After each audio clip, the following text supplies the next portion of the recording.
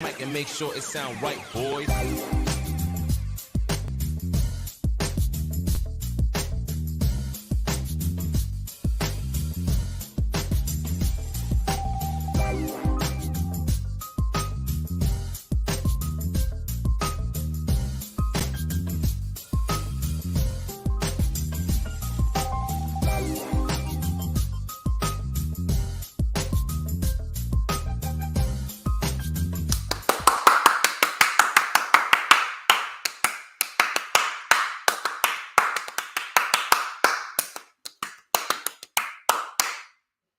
As the month of October comes to a close, Halloween is on Monday. We're going to get into the Thanksgiving season as 2022 is also coming to a close. It is ridiculous. I haven't even felt like I've had the opportunity to consume that. It's 2022, but I'm here. People are filing into the chat, and I checked the mic and it damn sure sounds right, boy, which could only mean that it's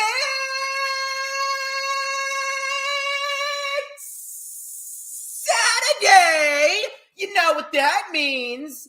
We're live. Ladies and gentlemen, I am the one and only DJ Storms, and I would like to welcome each and every single one of you back here to the greatest fucking show on earth, streaming live across 4 different platforms, 6 different accounts, as of course, you already know who I am, Mr. Controversy and the operator of the best damn Twitter handle, no.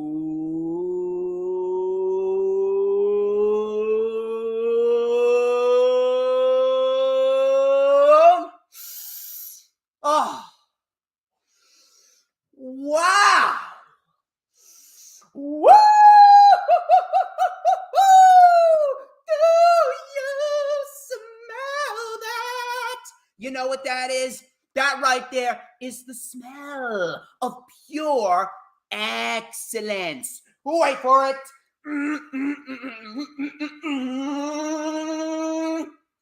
Wait for it.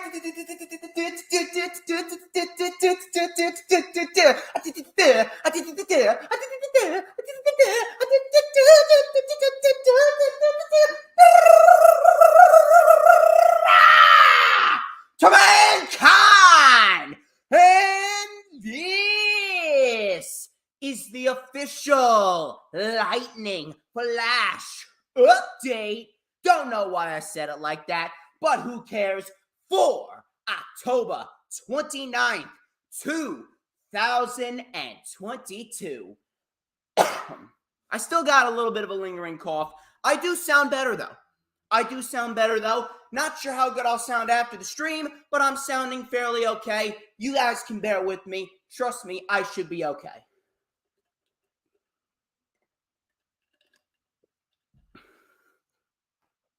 So far, we got Dylan, we got Peanuts, we got Lisa Warlow decided to drop on into the chat, as well as Mitch Kofsky, reminding everyone that I am the best in the motherfucking business. Ain't no one better. Ain't nobody better. Who better than DJ Storms? Nobody. Absolutely nobody. Choking on my own fucking saliva as I'm talking. Ridiculous. I am the alpha male of the IWC for a good reason. But we got a lot of material to talk about. Including a big story. CM Punk. He is not expected back in All Elite Wrestling. To the surprise of no one, especially after Chris Jericho called him a cancer to the industry. And Tony Khan is currently looking to buy out CM Punk's contract. We are going to dissect everything in depth. We're going to dissect Bray Wyatt being the #1 merch seller. We're also going to talk about, apparently, GCW and WWE have a little relation where their shows are going to air on Peacock, at least shows from the past. Now, do not get overly excited. That does not mean things are going to be over the top, and we're going to see GCW wrestlers on WWE TV. We'll talk about that as well. We're going to talk about 4 weekly show reviews and the tease of the Elite coming back to AEW television. A lot of shit to get into to close out the month of October. You guys have been great all month. We have had a phenomenal month here at the DJ Storms production studio and here on the DJ Storms channel and the brand as a whole. It's going to be good. It's going to be good. And November and December are going to be busy months, I'm telling you. We got so many rundowns, so many rewinds, a couple of returning guests, and a few new guests that I'm planning to get on the channel for the very first time. Of course, we got the rundown for Crown Jewel coming to you live next Thursday with Mitch Kovsky, who's in the chat right now. So shout out to Mitch Kovsky. He's going to be on my channel once again to dissect, preview, and predict Crown Jewel. And then Mac, the Giants fan, he was on the rundown for Money in the Bank back in July. He's going to be coming on my channel on Sunday, November 6th for the rewind for WWE Crown Jewel. All Elite Mikey I have on tap for the rundown for Full Gear. We got plenty more, which I will announce as we get closer to the date, so please keep your eyes peeled. But nevertheless, we are going to get right into the festivities right after these short little messages here.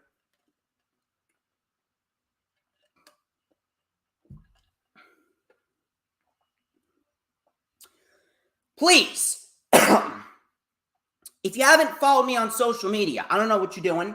Gotta follow me on social media. That is at HistoryMakerDJS, both on Twitter and Instagram.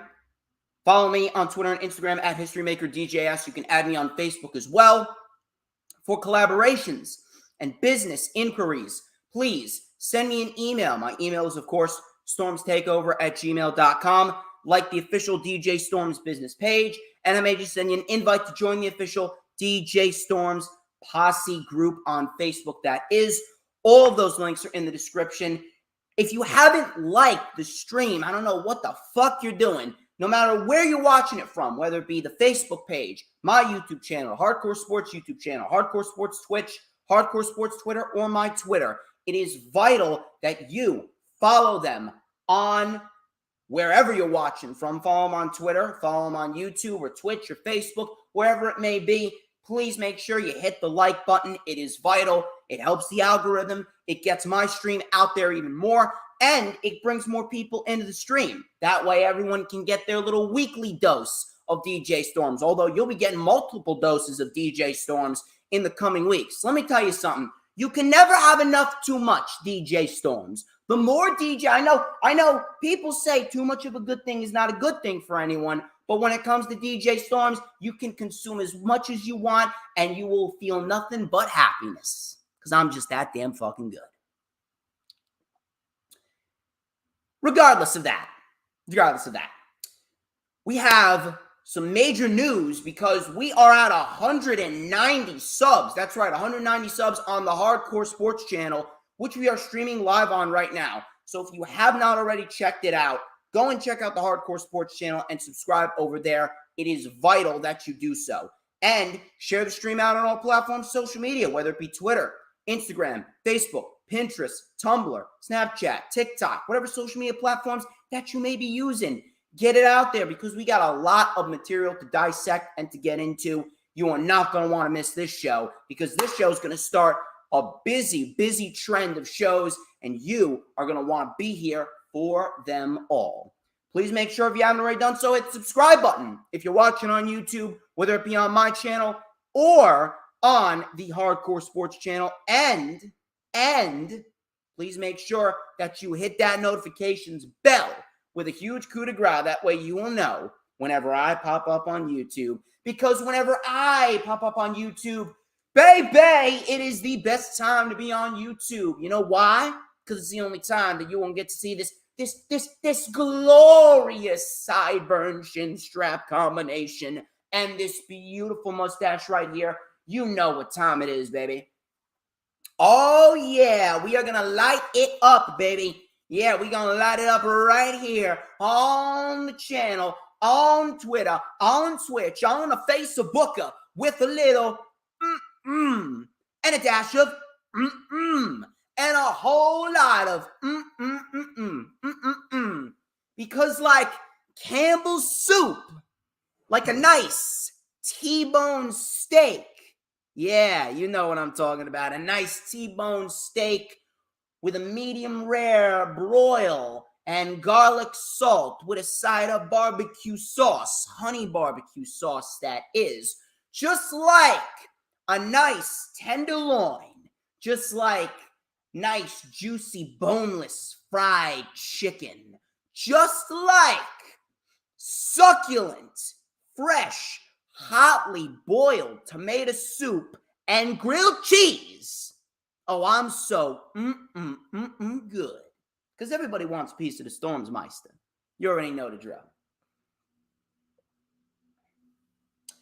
To answer your question, Thomas V, no, that is Crown Jewel of last year playing in the background.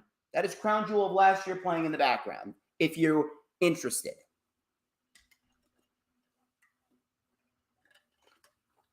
I know. I make people very hungry. Ain't that right, Dylan? Now then, why don't we get straight into the news, rumors, and reports? Let's start with Bray Wyatt. Bray Wyatt, obviously, he had a big night last night where Uncle Howdy was revealed. Should be very, very interesting to see where that goes. But Bray Wyatt, according to PW Insider, has returned to being WWE's top merch seller since his return at Extreme Rules, surpassing the Bloodline. WWE is reportedly very thrilled with this as a whole. Good. I'm very happy for Bray Wyatt. And that's the position that he deserves. And it goes to show you, it really does.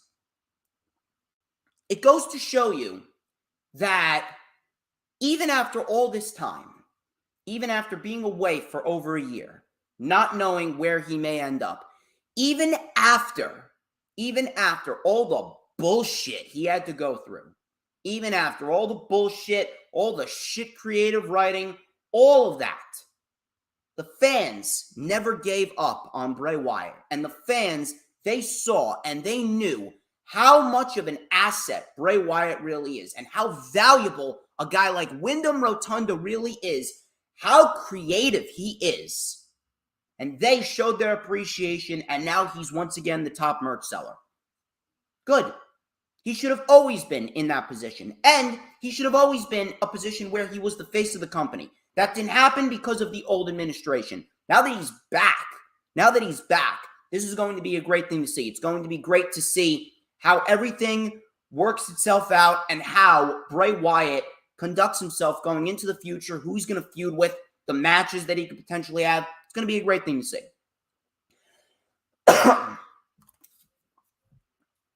Moving on here, we got a report from WWE. They recently announced that Montreal, Canada will play host to the Elimination Chamber on Saturday, February 18th, 2023.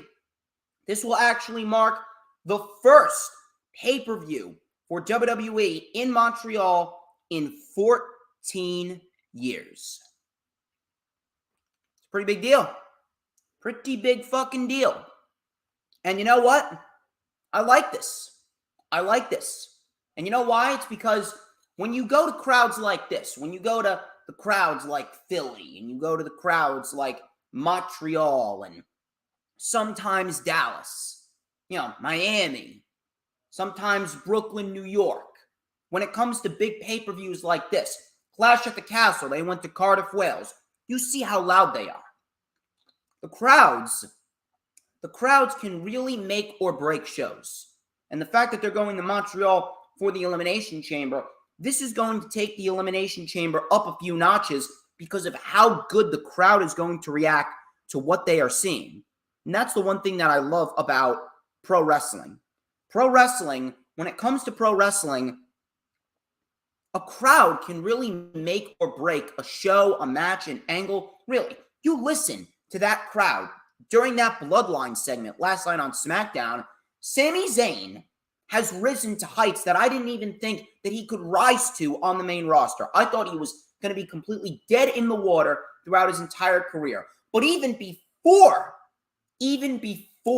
Vince McMahon retired, Sami Zayn was building such a great reputation for himself as a member of the Bloodline, and that segment proved it with how the crowd reacted to him. It's a big thing. It's a really big thing. So I'm very happy to hear this because it's going to make the Elimination Chamber feel a little bit more lively with how good the Canadian crowds really are. Their reaction to Gargano, their reaction to that Edge and Damian Priest match a couple months ago, their reactions when Kevin Owens comes. You know if Kevin Owens is on that card, he's going to be the most overact on the fucking show. It's going to be a great thing to see. Let's talk about GCW, Game Changer Wrestling. I know not many people watch Game Changer Wrestling, and neither do I because, quite frankly, it really doesn't interest me. The only guy that I can honestly tell you is a guy that I would invest my time in GCW is Joey Janela. Because Joey Janela is great. Joey Janela is very, very good. Joey Janela is vastly underrated as a professional wrestler. The guy can go. He's not just a deathmatch specialist. He can legitimately fucking wrestle. That's what I like about Janela. Everyone else couldn't give a fuck about him. But according to Wrestling Republic, they've learned that GCW agreed to a deal with WWE to have their shows on demand on Peacock.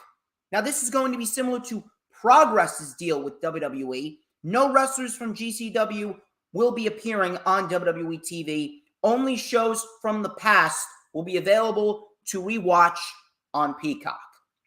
Now, this is pretty much a non-factor in the landscape of the pro wrestling scene. This is a non-factor to WWE, so no one's really going to give a shit about this in the long run. However, the one thing that I will say, and this is actually a smart business move on GCW's part, it could very well result in a boost in ticket sales for their events.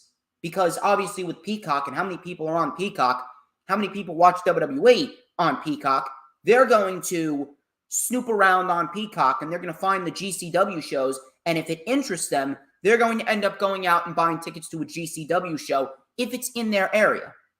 So in hindsight, it's a decent little business move on GCW's part. But ultimately, it's a non-factor. But it was in the news. Just wanted to get it out there.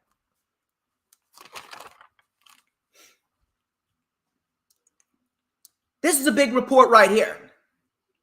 And this I find hilarious. This I find hilarious considering how all these fucking morons on social media can be. John Araziz, he stated on the Pro Wrestling Spotlight podcast that there was a conversation about Warner Bros. Discovery running AEW ads during sporting games. Many ads have actually been airing during TBS coverage of the MLB playoffs. Pro Wrestling Spotlight co-host Bob Smith wondered about the strategy since it was of people going through tables and Chris Jericho attacking ring announcers. Araziz, he said that he's heard that Warner Bros. Discovery is very happy with the product and the ads are a part of the strategy to get more eyes on it. Oh, but Brock L. Lesnar, 217-567-8910-123-456-54321 on Twitter told me that AEW is dying. Oh, but the guy with the Alexa Bliss Avi was telling me that AEW was going to be bankrupt within 3 years. Oh, but Jim Cornette, that fucking retard with the fucking pro wrestling podcast that only retards listen to because retards listen to retards, he told me that AEW was going to be done within a year. Oh, wait a minute. Eric Bischoff, you know, the guy that lost to WWE because he didn't know how to run a fucking business. Eric Bischoff, he told me that there's no story in AEW and the ratings have been tanking. Meanwhile, here is Warner Bros. Discovery very, very happy with AEW. Isn't that just fun? Isn't that just fun to see? Really, I find it so comedic. And you know for a fact, you know for a fact that there are going to be moronic inbreds out there that are going to try and move the goalpost as far as they could possibly move it. These people are legitimately sad, pathetic little creatures. And I just sit back and laugh at them. I legitimately sit back and laugh at them because I love when other people are doing great things and they're succeeding, just like Tony Khan is succeeding. He's not great. He's not a perfect guy by any means, but the fact that they're succeeding in the way that they are for still a young upstart company, it is a great thing to see. And it just warms my soul to see these fucking retards just get all pissy at the fact that there is a wrestling company that is not WWE that is succeeding beyond their wildest expectations. It's a wonderful thing to see. Oh, but wait, hang on a minute. Hang on a minute. Didn't Bailey fan 215-6669 tell me that AEW was actually going to fire all these fucking people because their television ratings aren't generating enough money for them? Fuck these people. Fuck these people. I love it. Absolutely fucking love it. Oh, and it doesn't stop there. It don't stop there. Listen to this.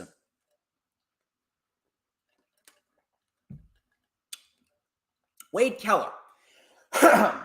Wade Keller of PW Torch. He reported that the reports of the AEW locker room being in shambles is actually false. Here's what he stated. Now, before I read what he said,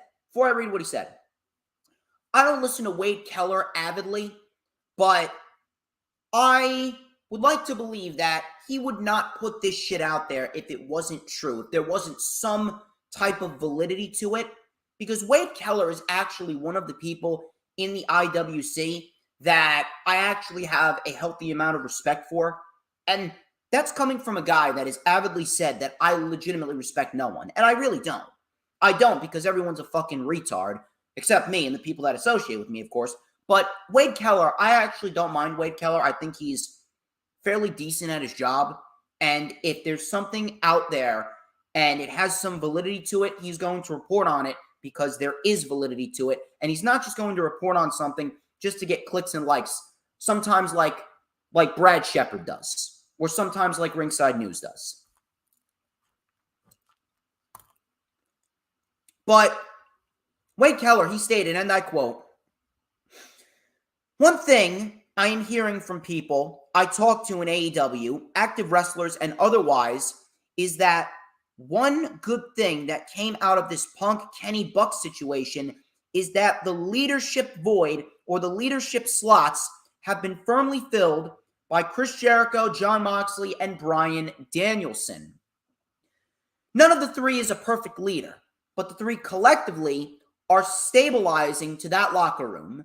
And I'm not going to do a long thing about the shortcomings of each of them as leaders. Like I said, not one of them is the perfect leader for this moment in time in that locker room, but all three are good leaders. And collectively, they can help steer the ship. This locker room and AEW is not in disarray. I've been reporting this too the last couple of months, even before the Punk thing. I was told it's not as bad as the headlines make it seem." End quote. That last line should tell you all you need to know. When it comes to journalism nowadays,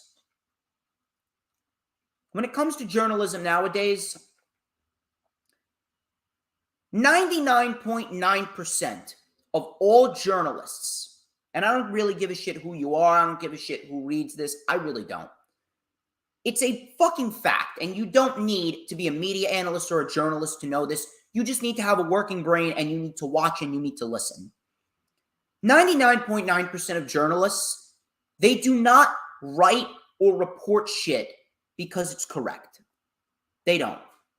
There's always an over-exaggeration, and there's always a period where journalists, They report shit merely for clicks and likes. That's exactly what the mainstream media has become. It is legitimately a liberal fucking nightmare. Really. All they fucking do in this day and age is report on shit that's going to get them clicks and that's going to get people talking. That's all they do. They don't report on it because it's factual. All this shit of racism this and sexism that. This shit ain't prominent in 2022. You have to be a fucking idiot to think about that. Really, you'd have to be a fucking retard. They report on shit like that because it gets them clicks and likes and views and it gets people talking. It's the same thing with wrestling media. It's the same thing with wrestling analytics. Me, I don't need to report anything to get people talking. You know how I get people talking? Ladies and gentlemen, I'm the one and only DJ Star. That's how I get people talking. I can get people talking by my fucking intro. I can get people talking by doing a cover of We Will Rock You, or doing a Christmas song cover, doing a Jingle Bell Rock cover like I did last year. That's how I get people talking. But these people, I should say, most journalists have zero talent. And all they do is report on shit that is going to get as many views and clicks as possible. I knew for a fact that the locker room was not as bad as all these reports made it seem. I knew that there was some validity to them, but it was not as bad as the reports were making them seem. And Wade Keller, he just proved that. He really did. If the locker room was as bad as it seemed, there would be no fucking way that the quality of the shows would have been as good as they have been. These last 2 months worth of AEW shows have been some of the best shows of the year. Really. The anniversary special, the Canadian show, Grand Slam, which I was live for. These shows have been some of the best shows of the fucking year. Really. There's no way that these shows would have been as good as they are if the quality of the locker room had dipped as much as the reports were saying. So I actually applaud, I really do. I actually applaud Wade Keller for going out of his way, reporting on this, and being as professional as possible. I give my props to Wade Keller there. I really do. And the fact that you got Chris Jericho, you got Jon Moxley, and you got Bryan Danielson, those three are the most professional of professional individuals that you could find in the wrestling world as we speak. Really. Jon Moxley, as professional and as serious as they come. Bryan Danielson, self-explanatory. Chris Jericho, self-explanatory. These three are great locker room leaders. And again, nothing's going to be perfect. Nothing's ever perfect. Even WWE has their flaws in the locker room and on TV. But I'm very, very happy to hear that the locker room has stabilized and everything is flowing fairly nicely now and it's not in disarray. So I applaud that. I applaud Wade Keller for being professional, and I applaud Jericho, Danielson, and Moxley for getting shit in order. If anything else changes, I will be sure to keep you guys updated.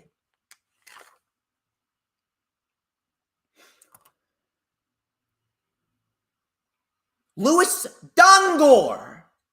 This fucking guy's name that I can't fucking pronounce. Louis Dangor. Dangor. Apparently, he's now working with WrestleVotes. Fucking idiot. Please, if anyone knows, I don't know who, if anyone fucking knows, can you please tell me how to pronounce this guy's fucking name? Really. It gets under my skin. Either way, Louis Dangor. He's now working with WrestleVotes, and they reported that Triple H has reportedly done away with the Hell in a Cell premium live event. It was described as being, and I quote, completely dead. Now, this is a great thing. Now, I'm going to be the first to tell you right now, I didn't mind Hell in a Cell being a pay-per-view. I know some people mind that some of these pay-per-views, these gimmick pay-per-views are the way that they are. Some people mind TLC, or they mind Hell in a Cell. They mind Money in the Bank. They mind Extreme. I don't necessarily mind them. they didn't really get under my skin. The fact that the gimmick pay-per-views existed was not the problem. What the problem was is that Vince McMahon, just like everything else that he did with WWE, he put zero effort into them. He put zero effort into them, and he put zero care into them. And why? Because Vince McMahon, for so many years, was operating with this mentality of, hey, we're WWE. They're going to watch anyway. We don't need to do a single thing. These ticket sales are going to go through the roof because we're WWE and we're such great shit. And then you got Bruce sucking on his nuts. Then you got John Laurinaitis. My name is Mr. John Laurinaitis. And you are absolutely right, Vince. We don't need to do anything because at the end of the day, they will watch in the great name of People Power. That's pretty much it. The problem was never the gimmick pay-per-view itself. The problem was the fact that there was absolutely no effort put into these shows. There was no effort put into Hell in a Cell. There was no effort put into Money in the Bank. No effort put into TLC. No, there wasn't any effort put into fucking WrestleMania, and that's their biggest show of the year. They legitimately coasted through everything. They coasted through everything. Now, I wouldn't have minded if Triple H kept Hell in a Cell around. However,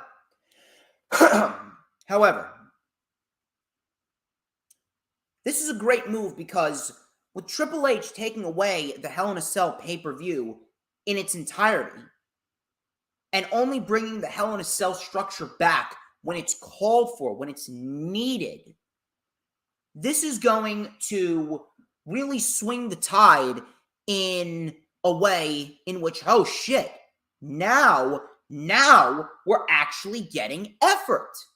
And that's the thing with Triple H. That is the main difference between Vince and Triple H. Effort. Triple H puts effort into everything he does. There can be some lackluster shows here and there. Raw and SmackDown this week were very, very lackluster. They were not blow-away shows. They were not shows that you need to go back and rewatch at all. We did have some good wrestling on the show. We did have some great promos on the show. But ultimately, the vibe just felt off. The crowd on Monday Night Raw really did not help at all. The crowd was probably the biggest factor that brought Monday Night Raw down. South Carolina fucking sucked. Absolutely sucked. However, the difference is effort. With the Hell in a Cell concept now going away, now Triple H is going to do his damnedest to put effort into feuds. That way, some feuds may call for the Hell in a Cell structure, and it would actually make sense. It's going to bring prestige back to the Hell in a Cell structure. Vince McMahon, by putting zero effort into the Hell in a Cell structure as a whole, and the pay-per-view as a whole, he absolutely tarnished the good name of Hell in a Cell and absolutely diminished all prestige that the Hell in a Cell structure had. It's not the fact that it was its own pay-per-view. It's the fact that there was no effort put into it. That is what it ultimately called for. Called for effort. Now that Vince is gone, we're finally going to get effort put back into the Hell in a Cell structure. And that effort, look, if it starts with Triple H taking away the pay-per-view, I have no issue with that at all.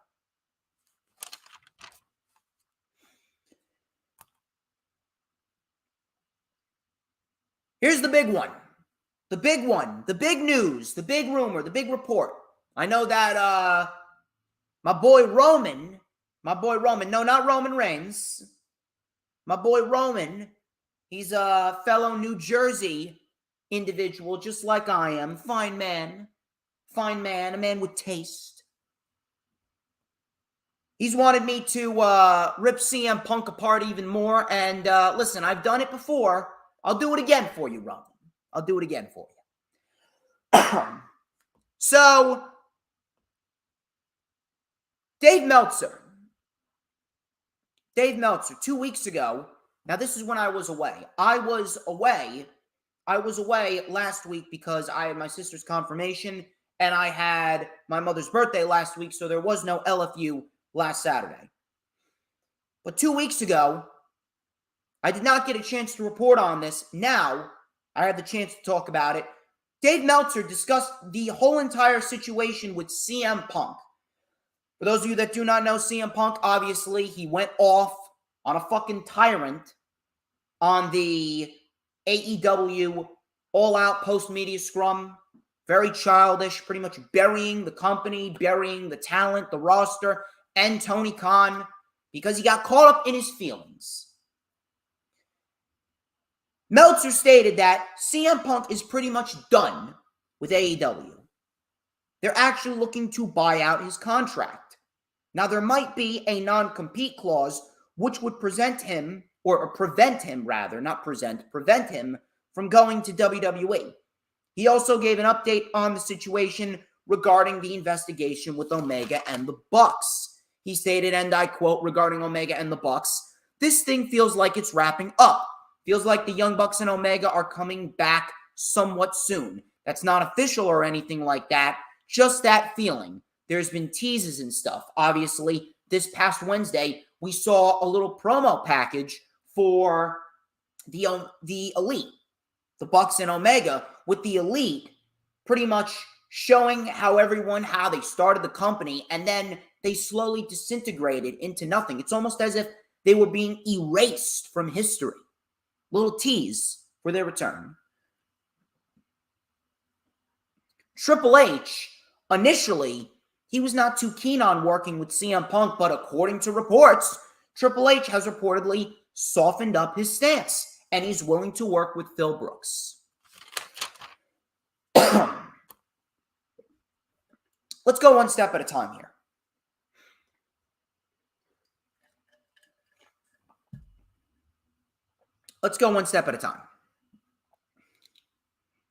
CM Punk is pretty much done with AEW.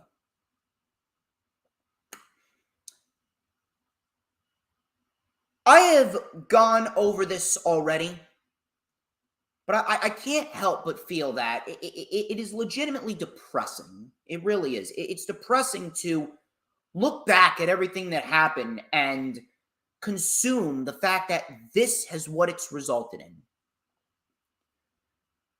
CM Punk, he came in, and it was probably one of the greatest moments of professional wrestling's modern era. Probably the greatest moment of the millennium so far. It was him returning and then Bryan Danielson winning the World Championship. Those two moments were two of the best moments of the millennium. Really. CM Punk was given probably the best treatment that one could be given from an AEW perspective. He was brought in, became easily the face of the company on night one. He went into the latter half of 2021. Great matches, great feuds.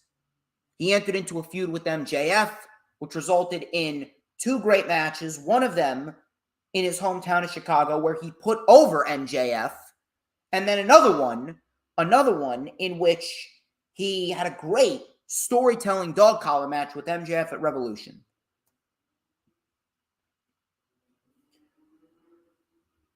He unfortunately got injured after he won the World Championship. And to think that before he won the World Championship, all of this shit started because of a fucking promo and a rumor. A promo from Adam Page and a rumor about the Bucks trying to keep Colt Cabana in AEW / Ring of Honor, employed by Tony Khan, because CM Punk didn't like him. To think, that's what it started with. I have already ranted on this, and I already went in depth on this. You can go back and watch the LFU from about 7-8 weeks ago, and I did a huge-ass rant on this. There is absolutely no innocent party here. No one should be taking sides. No one should be favoring one guy over the other. Everyone was in the wrong. Punk was in the wrong. Tony Khan was in the wrong. Omega, the Bucks, and Adam Page. They were all in the wrong. All of them. I said it once, I'll say it again. Professionalism, professionalism, professionalism. There's absolutely no fucking reason why Adam Page should have gone out of his way to say what he said about CM Punk in that final promo before their match at Double or Nothing. And if he did go out and say that, Tony Khan should have been right on top of him. Or Punk himself, he should have gone up to Adam Page. He should have said, hey, Steven, come over here. Can we talk about that? I don't think that was very professional. I would not like you to do that at all. Tony Khan should have reprimanded Adam Page, and that should have been it. There should have been no follow-up. But the fact that Punk sat on that shit for 3 months, before he came back, and he mentioned Adam Page in that promo when he was feuding with Jon Moxley at the time, going into All Out 2022. That's legitimately your biggest concern. Your biggest concern is a couple of words in a promo pretty much implying that you wanted to get Colt Cabana fired. If you're telling us, and he fucking ranted on that media scrum. If he's telling us that that shit is not true, why are you getting so pissed off about it? Why are you getting so pissed off about it if it's not true? It's not true. It's not true. It's not true. It's not true. So at the end of the day, you can just let it slide. But he can't. He can't. Why? Because Punk, in his heart of hearts, he's a fucking juvenile. He's a liberal, juvenile pussy. He is. I'm sorry. He is. I can't even wrap my head around this shit. I really can't. Cannot wrap my head around this shit. It is absolutely ridiculous. It's ridiculous. You're letting your emotions take over for what could have been and should have been and would have been one of the biggest defining moments of your career and life. All for a simple promo and a fucking rumor that we don't even know is true. I don't even think it's true. Why would Omega and the Bucks deliberately go out of their way to piss off CM Punk by trying to keep Colt Cabana employed by Tony Khan? What sense would that make? What sense would that make? I don't believe that for one single solitary second. He should have gone out of his way to talk to them privately about that and clear the air on shit. And if they did do that, then you know what? That's on them. That's on them for being insecure, jealous pussies. Because at the end of the day, we can look at Punk and we can look at the Bucks and Omega. The Bucks and Omega separately are all better wrestlers than CM Punk. So if they're better wrestlers than CM Punk, and CM Punk, he had a lot less time on his wrestling career than they did. They have at least 5, 6, 7, 8 more years left in the business. Punk, after his contract was up, he probably would have been gone, never to be seen on AEW TV again. There would be no reason to keep CM Punk around. He came in for 3 years, and he did his job. He's not going to be wrestling until he's 50. He's not going to pull a Ric Flair and retire at like 60, 78, 80 years old. He's not. So what are they getting all pissy about? No, I don't believe that they did that. But if they did, then you know what? That's on them.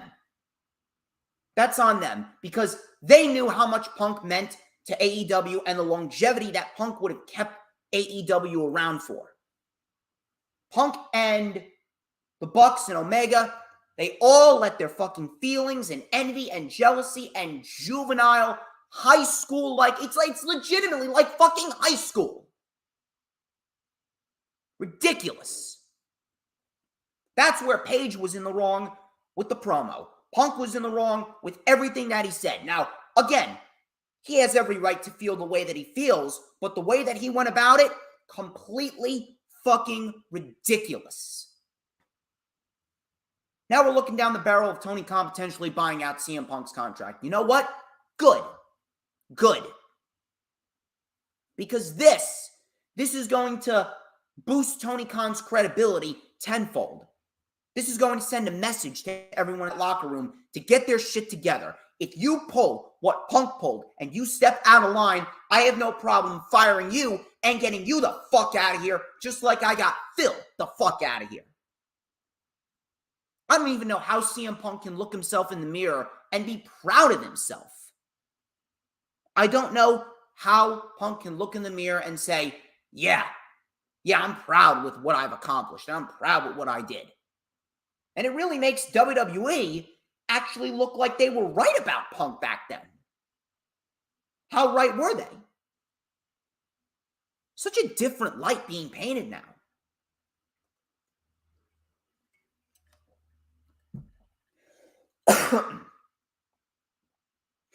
There's a non-compete clause because they're worried about him going to WWE. I don't see him going to WWE. I really don't.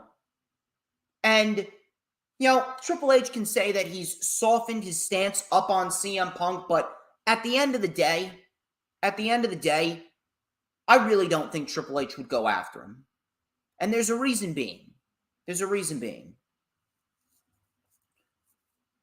not going to go after him like that because at the end of the day, Triple H, and the reason why people love him so much is because he did something that Vince McMahon never could have done.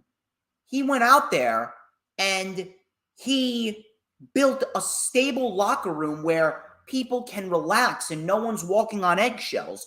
Under the Vince McMahon administration, everyone was worried if they were even going to have a job the next day. No one was in a good position unless your name was Roman Reigns or Brock Lesnar over there. Or Charlotte Flair. Fuck Charlotte Flair.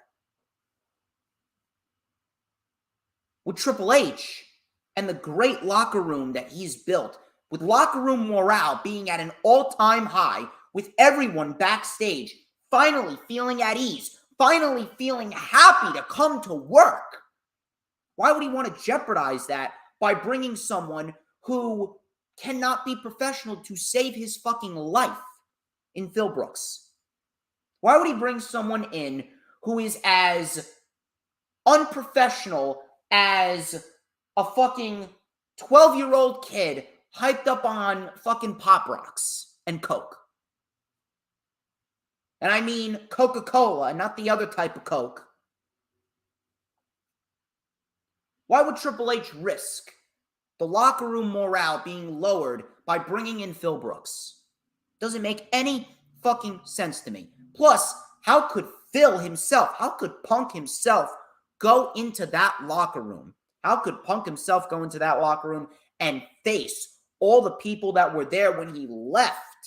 How could Punk go into that locker room, face all the people there in which were there when he left, and be able to face them with a straight fucking face? No way. No fucking way. The only reason why Triple H would even bring Punk in or even think about bringing Punk in is out of fucking pettiness for Tony Khan. And if I'm going to be quite honest with you, I am sick of this shit. I am sick of the tribalism. I am sick of this WWE AEW garbage. I'm sick of all this shit. I'm sick of AEW's dying. I'm sick of Triple H sucks. I am sick of we need Vince McMahon back. I am sick of this petty fucking war. I am sick of the war between Tony Khan and Triple H. All I fucking want is a fucking harmonious wrestling industry where everyone can work together and help out each other. And it goes to show you how fucking selfish some of these CEOs are. Even Tony Khan, even Triple H, they cannot just put their fucking pettiness aside. I don't give a shit what you think about Tony Khan, but I'm going to put Triple H even more at fault because at the end of the day, it's still WWE. And Tony Khan has never deliberately gone out of his way to counter-program something WWE. If he would do something, it was because WWE would do something first. WWE would always make the first move in trying to counter-program AEW, whether it be with NXT on Wednesday nights, whether it be with Clash at the Castle on the same weekend as All Out, no matter what it may be, whether it be NXT fucking Deadline on the same day as Ring of Honor Final Battle. Whatever it may be, it pisses me off. Really. It pisses me the fuck off. Ridiculous. Stranger things have happened. Really, stranger things have happened. But I can't see it. I can't see him going to WWE. I just can't. Stranger things have happened, but we will see. But the main story here is Tony Khan doing the right thing and getting him out of the company because of what he did. Making an example out of Phil Brooks and letting everyone know, I am a fucking CEO. This is going to boost Tony Khan's credibility tenfold, and I hope it's fucking closed. Do I want it back? Do I want all of this to be worked out? Do I want CM Punk back? As a fan, I do. As a fan, I do. But at the end of the day, there's no professionalism. Sucks. The fact that I can be more professional at 23 years old rather than these grown men at 40 plus years old. It's pathetic. It's pathetic. That's what's going on with Punk. I'm going to keep you guys updated on everything that is going on with the CM Punk AEW debacle, and we'll see how everything turns out in the end, although I do not see Punk coming back to the company at all.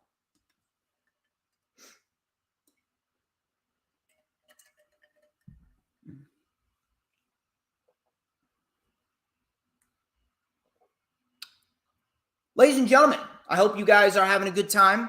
We got 4 weekly shows to go over, and we have just finished up the news, rumors, and reports. You guys have been great. I hope you guys are having a great weekend as well. I hope you got something cool planned for this Halloween weekend. I'll be going to a Halloween party a little bit later. Please, if you have not done so already, please make sure you like, comment, and subscribe. If you are not already liked the stream on my channel, like it on my channel, then go over to the Hardcore Sports channel, like it over there. We got plenty more to get into. Plenty more to get into.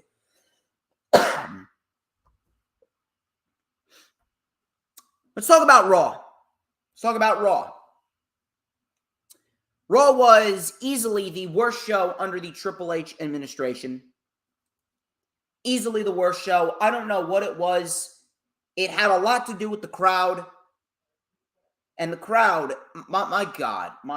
It's like they were wrestling in front of fucking mannequins. But even then, I think mannequins would have been able to make more noise than fucking South Carolina.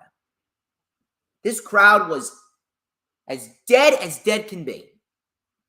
The crowd actually made the show that much worse. And that's sad. So we had the Judgment Day kicking off the show. Rhea Ripley said Judgment Day runs Monday Night Raw. She says that Dominic Mysterio is all man. Obviously, looks like Rhea Ripley is titillating the juices of Dominic's guilty pleasures. Wink, wink. So Balor hyped up Dominic's victory last week over AJ Styles. Priest said, it's time for you all to rise. And finally, Damian Priest, my guy, he goes, all rise. He gets that deep voice, the all rise. Love that shit. We need that shit every week. Love it. So, rise and show respect for the greatest luchador in history, Dominic Mysterio. So Dominic obviously gets a shower of fucking booze. I love the heat that Dominic gets.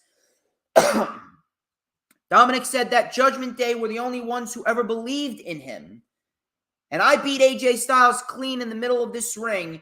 I'm this generation's Eddie Guerrero. No. Eddie was his generation's Dominic Mysterio. So this got an insane amount of heat, which I was fucking loving every minute of this. The OC then interrupted. Styles then told Dom to shut up.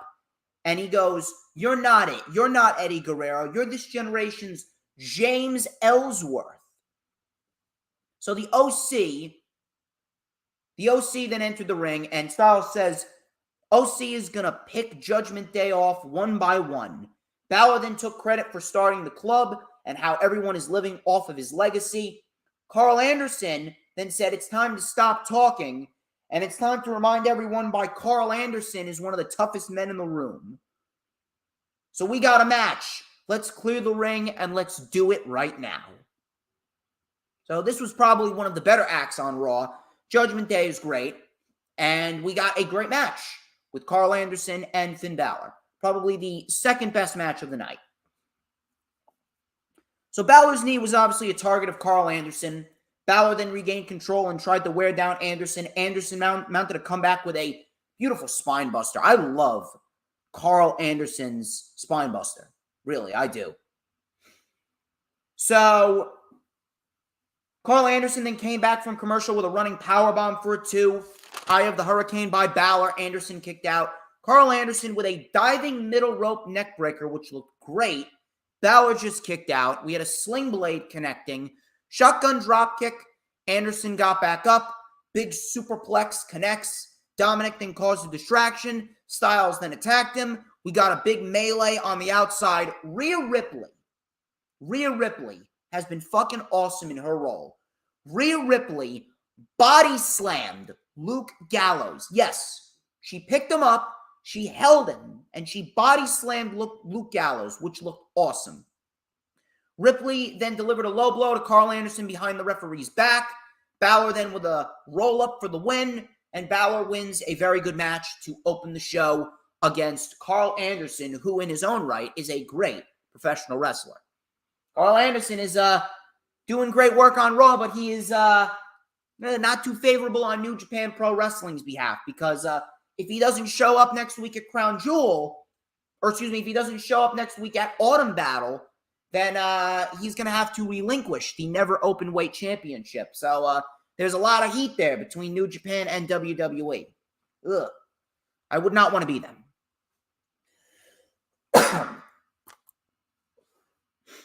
The Miz then came out to address the fans after Johnny Gargano, says he knows something that The Miz knows. Why is Lumis doing this? Miz went on about how Gargano said that he has something that he's kept secret, and he says he's right. So he goes, a lunatic was carried out by security, and he kidnapped me. What are we missing? Well, the night I was about to win the U.S. title, he showed me why I was to forget. I can't even read my own fucking notes. He showed me that the reason was clear as day. He was going on about how the lunatic, a.k.a. Lumis, he obviously didn't say Lumis's name. He goes, that lunatic targeted me because of my mind. I chose to give my knowledge to an up-and-coming superstar in Tommaso Ciampa, and he went after me because of that. I didn't want Ciampa to know that this is happening because of him. Gargano then came out, and he said, no. You're full of bullshit. I just texted your friend, Tommaso Ciampa. Your friend isn't missing. He's injured. You're a liar. I would just want you to tell the real truth to end this all. So Gargano had a whistle, and he goes, I have a whistle. I'm not afraid to blow it. So Miz then said, I have been telling nothing but the truth. All of a sudden, R-Truth came out. R-Truth came out, rapping, singing, what's up? Gargano then said, what's up? And Truth goes, you want to tell the truth? Well, I'm right here, dog. So Truth said, you ain't talking about me, because Miz was bashing his hometown. So Truth goes, you ain't talking about my hometown's mac and cheese. So Gargano then said, are you going to fight him? He goes, I know Dexter deflated your balls, but I didn't realize you didn't have any left. So then Miz accepted R-Truth's challenge. So we get Miz and R-Truth. This was pretty much a waste of time. Really a nothing match. Legitimately went 3 minutes. And Miz got distracted because he saw a hooded figure with gloves in the crowd. R-Truth rolled him up for the win. And the hooded figure was unmasked. to be Johnny Gargano. Listen, I understand what they're doing, and I understand they don't want to just throw it out there with no rhyme or reason, and they're telling a story, but I think we're all at our wits' end. The whole thing with Lumis and The Miz has just gone on way too long. Just tell us why Lumis is attacking Miz. I don't care. We need to get Lumis away from this shit. It's overstayed its welcome. It really has. Mustafa Ali versus Austin Theory. This was a very good match. As expected, the youth generation is very much alive and well under Triple H. So Rollins, this was ridiculous right here, but this was ridiculous in the best possible way. So Rollins came out to watch the match, and he was wearing this lime-colored suit, pants, and blazer with no shirt. This booger-colored outfit. I don't know if you guys watched The Cat in the Hat growing up. I watched that movie a lot when I was a kid. The Cat in the Hat with Mike Myers. Mike Myers was the Cat in the Hat. Dakota Fanning, when she was a kid, she was in that movie. And that liberal piece of shit, Alec Baldwin, he was in that movie too. If you guys know who I'm talking about, there was a character in the movie. His name was Mr. Humberflube. And he wore this booger green suit. This booger green suit with a green tie and a white shirt. That's what Rollins looked like. Rollins came out looking like Mr. Humberflube from The Cat in the Hat. If you know what I'm talking about, you look that shit up. Look up Mr. Humberflube from The Cat in the Hat, and you will know exactly what I'm talking about. That's exactly what Rollins looked like. As soon as he came out, I'm like, why is he dressed like Mr. Humberflube? But the crowd didn't give a shit. They were singing his theme song. So Theory was in control early on. Ali with a tilt-a-whirl head scissor. Ali then drop-kicked Theory in midair. Theory then tripped up Ali on the apron and delivered a neck breaker off the apron to the floor. Coming back from commercial, Ali with a cannonball onto Theory on the floor. Ali then mounted a comeback with a nice kick. Rolled through neck breaker for a 2. We had a super kick and a tornado DDT by Ali, but that got a 2 count. We had a 450 splash, missed. 450 splash, missed. Theory then with a knee drop brainbuster for a 2. Ali then with a backstabber on the money. Rollins then got involved. Theory took advantage. He hit the A-Town down, and Austin Theory got the win. Very good match. And Austin Theory got the win. I have no problem with that, but you're not really going to sell anyone on the fact that Ali deserves a U.S. title opportunity if he can't even get a fucking win. Not a very good look. So Rollins then attacked Ali. They brawled into the crowd. Rollins then screamed that he doesn't belong in the same ring as him. Ali then came out of the crowd and attacked Rollins on the stage before the referees came and broke it up. So Ali, he took out Mr. Humberflube. I guess that Mr. Humberflube, he didn't get on his good side. Ali is not a fan of Mr. Humberflube from The Cat in the Hat.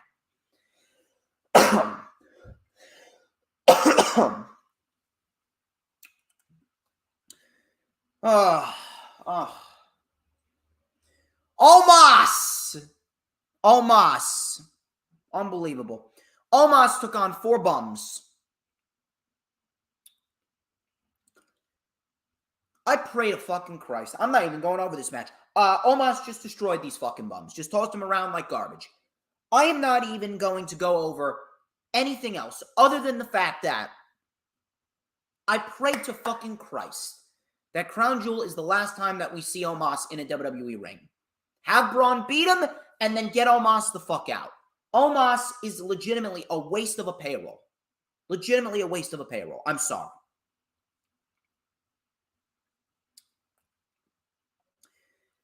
Chad Gable, shoosh, please.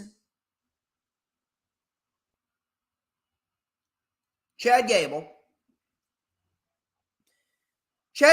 versus Elias. Didn't give a shit. Listen, I respect Elias. I have a newfound respect for Elias. He has done what he's needed to do to get better in the ring. He has done what he's needed to do to get into great shape. He looks good. He's got a great look. He's in great shape. He got better in the ring. I respect that. But Elias is dead. He's just dead. He legitimately has nothing going for him. And that's not because I hate Elias. I actually like what he can do. I actually liked what he was doing as Ezekiel. He was actually putting on some decent matches under the Ezekiel character with Kevin Owens and Seth Rollins. I didn't mind him. I didn't necessarily mind him. What the problem is the fact that he has just been buried so far into the fucking ground by the old administration that no one gives a fuck about him. And a match with Chad Gable, I'm sorry, it didn't help. I don't mind Elias, and I love Chad Gable. I respect Elias, but Elias is just dead. Dead.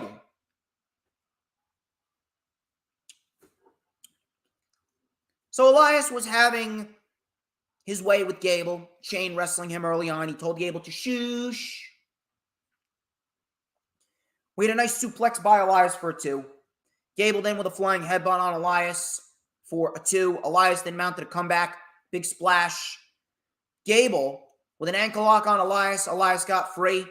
Cliffhanger DDT for a 2. Elias then caught. This was a great spot right here. Probably one of the best spots of the night.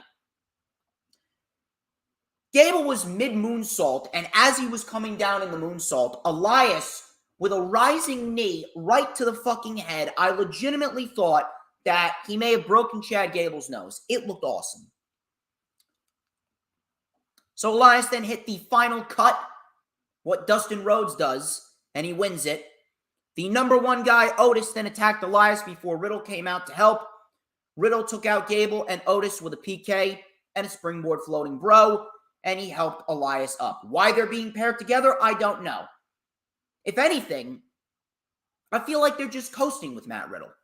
They're legitimately just coasting with Matt Riddle until Randy Orton comes back. And that sucks because Matt Riddle and Rollins were putting on some of the best programming on WWE TV. Great programming. And what do they do with it? They end it at the fight pit, and then that's it. Stupid. So JBL was then in the ring. He ragged on North Carolina. They were in North Carolina. North Carolina, South Carolina. Same fucking thing. Either way, North Carolina, dead. Dead in the water. So he ragged on North Carolina for liking Johnny Gargano. North Carolina says, it's where dreams come to die. Let me introduce you to the modern-day wrestling god, Baron Corbin. So we get Baron Corbin versus Johnny Gargano, and for me, at least, this was probably the best thing on the show. Easily the best thing on the show, even though the crowd fucking sucked. This was a great match. Now, I know that it's not really clicking now. It's not really clicking. The partnership between JBL and Corbin, it's not necessarily clicking right now, but it's impossible for something to click when it's only been around for 2 weeks. I do believe that if we give it a couple months, I do believe that Corbin and JBL could turn into a solid little act. JBL is a heat magnet, and Baron Corbin, he put on 2 great matches, back-to-back weeks in a row. So I can't really shit on that.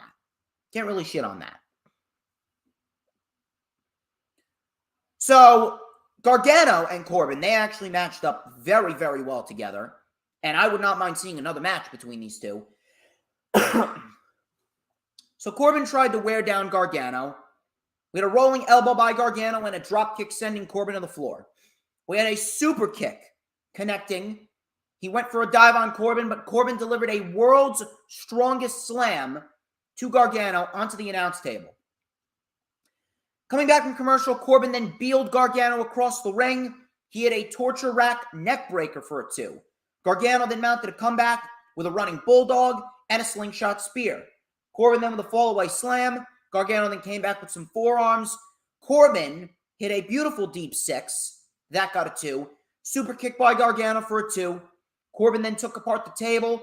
Corbin was then sent into the steps. Gargano stood on the table.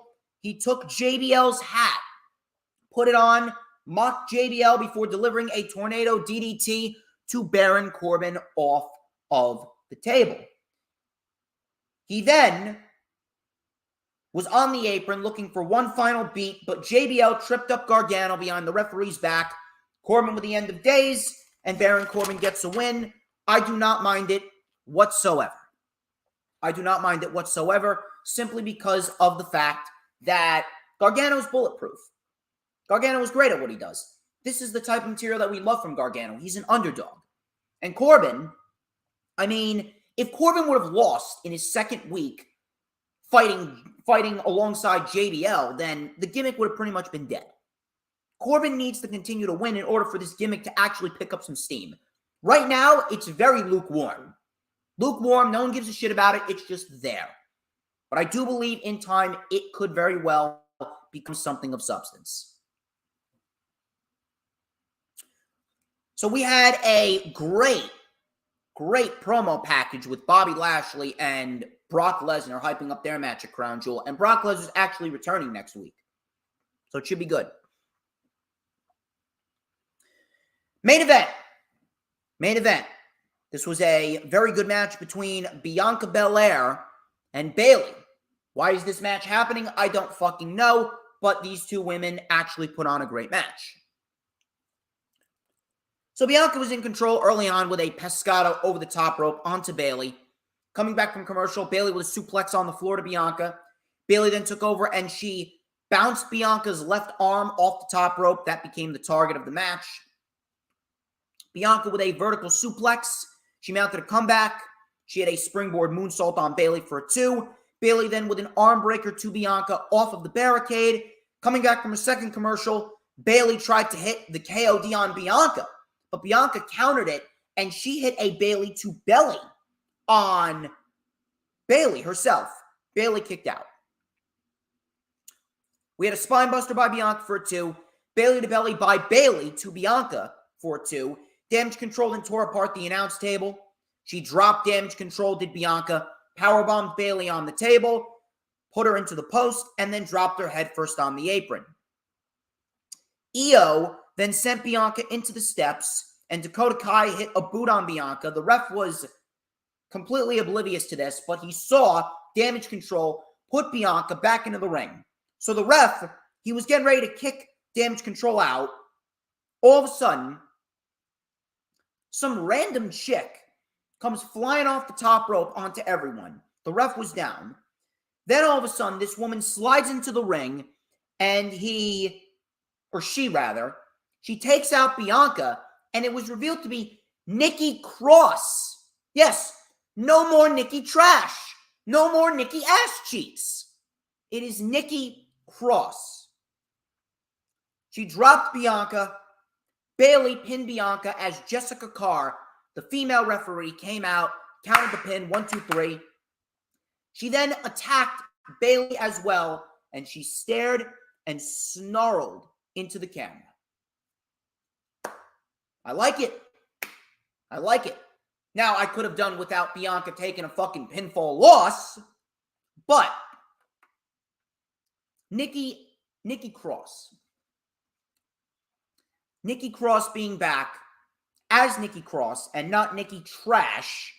This is a great thing because it adds another solid act in the women's division, and it gives Nikki Cross 10 times, a million times more credibility than Nikki Ash. It's a great thing to see. People are reverting back to their old selves, the names that we never should have had them lose, and the characters that they should have always been on the main roster. It's a great thing to see. Real great thing to see. Easily Triple H's worst show. Bianca losing in the main event when she's the champion. Dead crowd. Miz and Dexter Lumis have overstayed their welcome. Very lackluster show. I would not recommend you go back and watch it outside of the opening match and then the match between Gargano and Corbin. Other than that, that's it.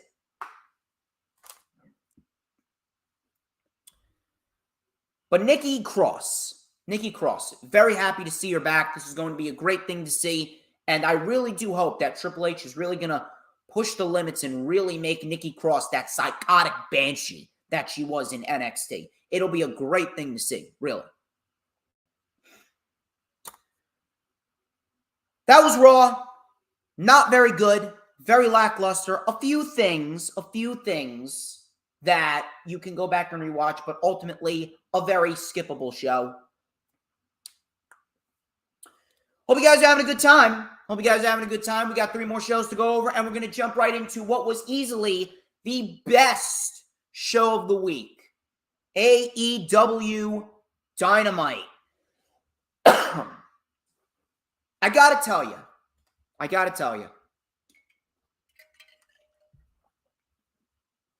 I know that TK can have a habit of oversaturating the shows, but holy shit. This show was easily one of the best flowing Dynamites that we have ever seen. Probably the best flowing Dynamite of the year, period. This show needs to be a blueprint for everything AEW related going forward. This is how the show must be. This show was fantastic. Chris Jericho and Daniel Garcia, they took on Claudio Castagnoli and Wheeler Yuta to kick off the show. So the babyfaces were in control early on. Garcia then came back with some chops. He took it to Wheeler Yuta. The BCC with some hammer and anvil elbows before Jericho took over with a triangle drop kick on Claudio. So we then had Garcia in control, coming back from commercial. Wheeler got the hot tag. Huge splash on Chris Jericho for a 2. He took out Garcia with a big Olympic slam on Jericho. We had an assisted DDT by the BCC. Jericho was able to stay alive. Codebreaker to Claudio, but Yuta saved it. Beautiful Tope Con Hero by Yuta, taking out the JAS. Powerbomb by Claudio. Claudio then with the giant swing. He had a Jericho in the swing and Garcia in the airplane spin, and he did it simultaneously. Looked amazing. So he then senton Hager. This was great. Spin combination. He did a rolling cannonball senton on Hager, stomped to Garcia on the floor, big elbow to Angelo Parker. He was taking out everyone, up to the top rope, diving uppercut, and then he hit the Gotch neutralizer on Chris Jericho, and he won it. This was a very fun match. Very fun match here to kick off the show.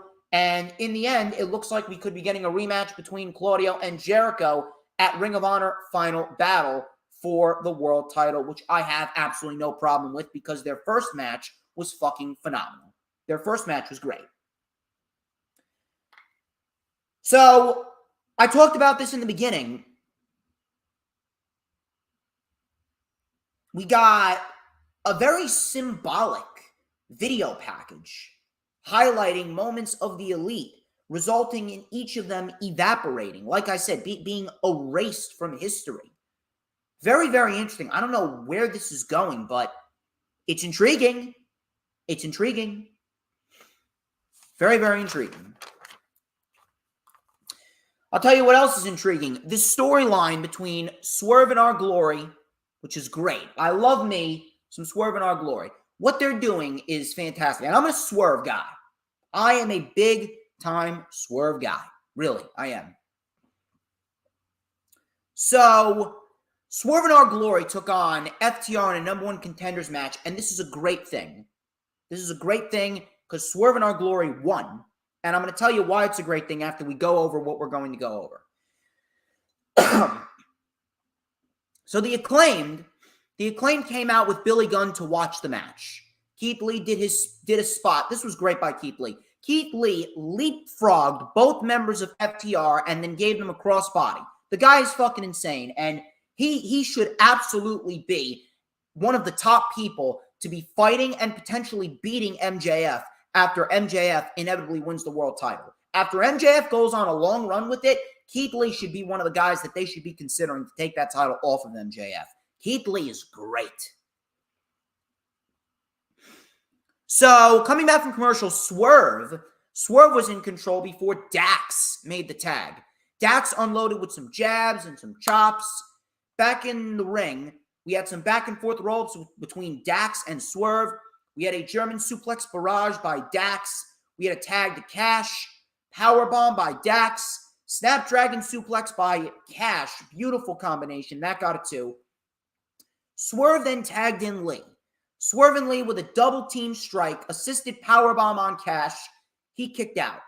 Dax then caught Swerve in midair and delivered a beautiful slingshot powerbomb. He then got pounced by Lee, and he headbutted Cash. We had a pin by Lee, but Cash kicked out. Lee then had Cash up top. Dax tagged in.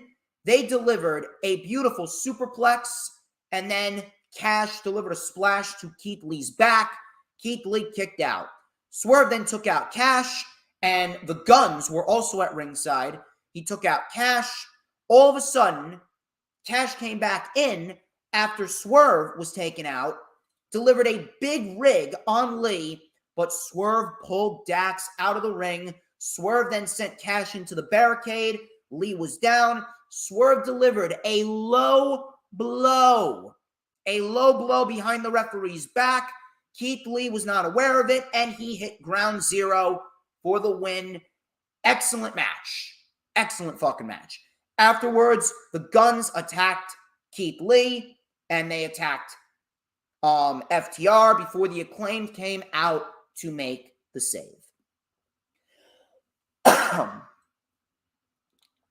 Why was this the right outcome? We're going to talk about that.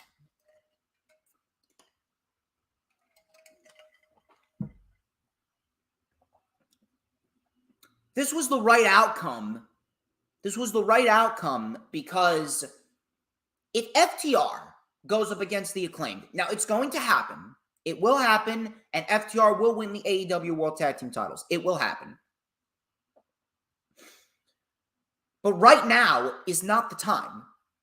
The Acclaimed have only been the tag team champions for 2 months. You're really looking to take the titles off of the Acclaimed after 2 months of holding them? What sense does that make? If FTR fight the Acclaimed at any point in time, that's it. The Acclaimed's tag team title reign is over. It's over. Absolutely over. Now, when is FTR going to fight the Acclaimed? I'm probably looking at maybe Revolution next year. Right now is not the time. Because any time that we get the Acclaimed versus a team, it's the Acclaimed that's going to end up winning except FTR. Except FTR. With Swerve and Our Glory winning, this is a much better scenario. A much better scenario because now we get a third match between the two, which is going to be great, just like the last two were great. And then Swerve and Our Glory will lose, which will result in Swerve inevitably turning on Lee, and boom, boom, we have ourselves a feud that is going to take both Keith Lee and Swerve to the next level. It's going to be a great thing to see. That's why this match had the right outcome. FTR will be tag team champions once again, but now is not the right time. Not the right time. This match was excellent. Probably the best thing on the show. And everything on the show is great, but this was the best one. MJF. My God, do I love me some MJF. MJF was interviewed by Renee Paquette. So MJF was hyping himself up. He called everyone devil worshippers. MJF, he then goes, "Hey, Renee, can I take the mic for a second? Oh, you mean this guy I'm facing?" So he was mocking Moxley's walk, and he goes, he's mocking Moxley's promos. He goes, "MJF, I'm gonna mash your bones, man. I'm gonna drink your blood. I'm gonna gargle your piss." I was laughing my ass off this entire fucking promo. And the best part about it is he didn't go full-fledged MJF, but he still managed to pull out a fantastic promo. So MJF told Renee to shut her mouth. and he said that Moxley is mid. He then called Regal a flea-infested elderly rat, which I loved. He then promised he won't use the Dynamite Diamond Ring on Moxley because he doesn't need it. All I need is a grudge, and I am fighting every sorry scumbag that told me I wasn't good enough, and I will shove this chip on my shoulder down your throats when I become the AEW champion of the world. Great. It's a great thing to see. So, Stokely Hathaway then came out. MJF, he knocked the mic out of Stokely's hand. And MJF said, you got a little too comfortable with me since we've known each other. When I beat Moxley, I want him at 110%, so you don't lay a hand on him or you're fired. And then he goes, oh yeah, now it's time for my Uber over catchphrase. My name is Maxwell Jacob Friedman, and I'm better than you, and you know it. Awesome stuff as per usual. I love me whenever MJF is on my TV screen. Sammy Guevara. He took on Bryan Danielson. This was yet another excellent fucking match. Excellent fucking match. Sammy went right after Bryan. Sammy then with a beautiful springboard cutter on Bryan for a 2. Bryan then came back with some chops. Sammy with some stiff forearms. Bryan absorbed most of them. Coming back from commercial, Sammy kicked Bryan in the chest. Kind of like how Bryan kicks people in the chest. Sammy kicked people in the chest. So he kicked Bryan in the chest. Bryan then came back with a big right hand, big right slap, right to the face. Kicks and chops. And we had a big flying lariat, big tope suicida, and a missile drop kick. Sammy then with a standing Spanish fly for a 2. Both men were on the top. Sammy flipped out of a back suplex. Sammy missed 2 moonsaults. He was then locked in the label lock before he got to the ropes. Back on the top rope once again. Sammy with an avalanche Spanish fly, which always looks beautiful. He kicked out, did Bryan. Bryan with a poison Rana on Sammy, and then a big Busaiku knee. He then kicked Sammy's head in and locked in the triangle choke, and Sammy Guevara passed out. And that looks like that was his punishment after what happened with the Andrade scenario. And you know what? Good on Tony Khan for doing that and having Bryan kick Sammy Guevara's head in. Because, you know, you want to complain about Andrade working stiff? I'm going to put you with Bryan, and he's going to beat the shit out of you. Speaking of working stiff, Jamie Hayter. She was on the show. She took on Riho. And these two matched up very well together. This was a very good women's match. The quality of women's matches has really stepped up as of lately. And you could really see that the women are really working their ass off when it comes to the time that they get on AEW TV. The quality of women's matches has been great, really. So, Riho and Jamie Hayter, they traded strikes and back and forth counters. Riho then with a diving crossbody to the floor onto Hayter. She took that beautifully. Hayter then sent Riho arm first into the barricade and then delivered a suplex on the apron. Coming back from commercial, Riho with a drop kick and a roll-through stomp right to the chest. Rebel then got taken out. 619 by Hayter was blocked, and Riho countered that counter into a nice Northern Lights suplex for a 2. Hayter then with a beautiful brain buster for a 2. Hurricane Rana by Riho. Hayter then caught Riho. This was great. Hayter had Riho by the neck, and she popped up Riho. I think she was looking for like a pop-up punch or a pop-up slam. She had Riho by the neck, popped her up, and Riho landed on Jamie Hayter's back into a beautiful code red, beautiful fluid code red. Hayter got out of it. We had a diving double foot stomp missed. Hayter with a nasty looking backbreaker. Riho came back with a Snapdragon suplex for a 2. Hayter then with a boot and a nasty ripcord lariat for the win. Very good women's match. More Jamie Hayter, please. Jamie Hayter's going to be an absolute star. And speaking of a star, speaking of a star, we have ourselves officially a women's championship match for Full Gear. As Toni Storm, she did come out and she held up the women's championship. So it looks like we're getting Toni Storm and Jamie Hayter for the AEW Interim Women's World Championship at Full Gear, which I have absolutely zero issues with. That is a perfect match for the show, and it makes the show better.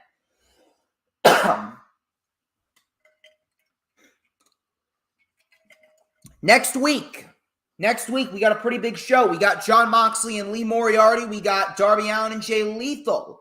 We also got Rey Fenix versus Luchasaurus versus Orange Cassidy. All Atlantic Championship next week. Should be good. We also got Jade Cargill and Marina Shafir. God help us all that fucking Marina Shafir is on television.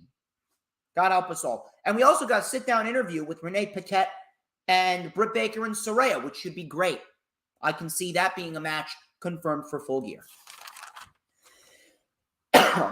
Main event.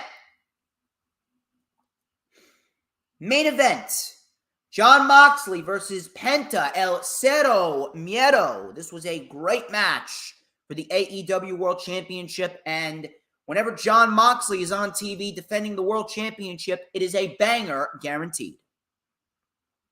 So they traded some back and forth roll-ups. Penta then with a beautiful tope con hilo onto Moxley. Coming back from commercial, Moxley with a belly-to-belly to Penta into the buckle. Moxley then mounted a comeback. We had a super kick by Penta, boot by Moxley, sling blade by Penta for a 2. Moxley came in with a cutter and a stuffed pile driver for a 2. We had a bulldog choke by Moxley. Penta got to the ropes. He got free, and then he delivered an arm breaker to Moxley. Moxley then kicked out. Moxley was on the steps. Penta, he was going for a destroyer on the steps. All of a sudden, Moxley caught Penta and DDT'd him on the steps. Back in the ring, Penta recovered. He delivered a Tree of Woe double stomp and then delivered the Fear Factor.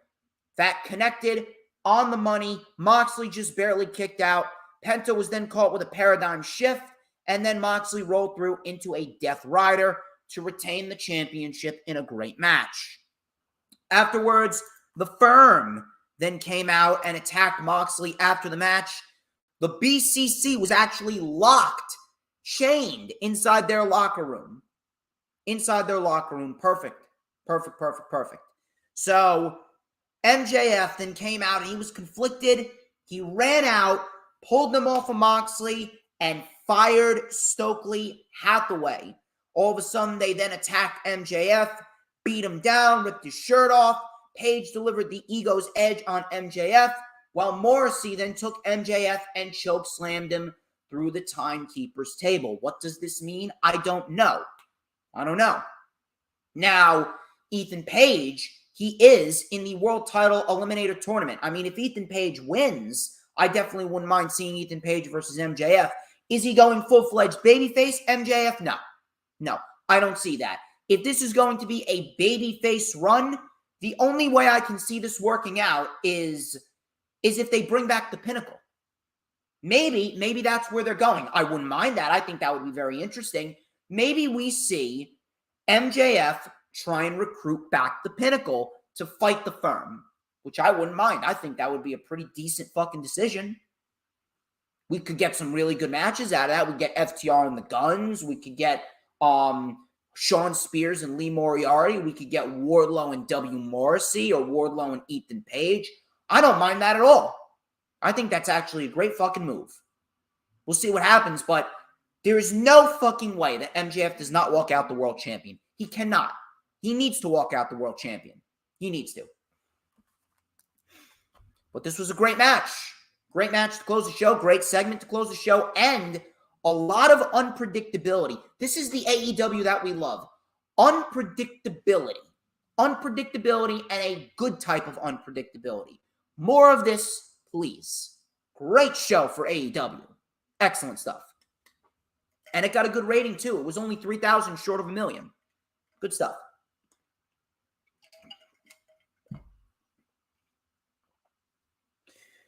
Hope you guys are still having a good time. We got 2 more shows to go over. We have just surpassed 90 minutes. We are going on 100 minutes here on the stream. And I hope you guys have loved this return of the LFU. We got plenty more scenarios and plenty more great content coming to you next month. In the month of November, it's going to be good, including Mitch Kovsky next week on the rundown for WWE Crown Jewel 2022. Anyway, SmackDown. SmackDown. Little on the lackluster side, too. Little on the lackluster side, too. And now, I'm not sure what it was, but I think it may have been the flow of the show. It definitely had something to do with Ronda. Ronda Rousey's fucking awful. It's going to be a very interesting scenario to see how this plays out. But we did have what was perhaps the best in-ring promo segment, probably the best storyline angle that WWE has done in years with Sami Zayn and the Bloodline. This segment, I cannot do this segment justice. If you have not watched this segment, you need to go out and watch it. I was laughing my ass off the entire fucking segment. So the show did not start out with the segment. The show started out with a tag team match between Solo Sikoa, Sami Zayn, and the Brawling Brutes, which was a very good match. Very good match in its own right. There was some miscommunication. So Jey Uso pulled Sami out of the ring. Some arguments took place before Rich Holland pounced.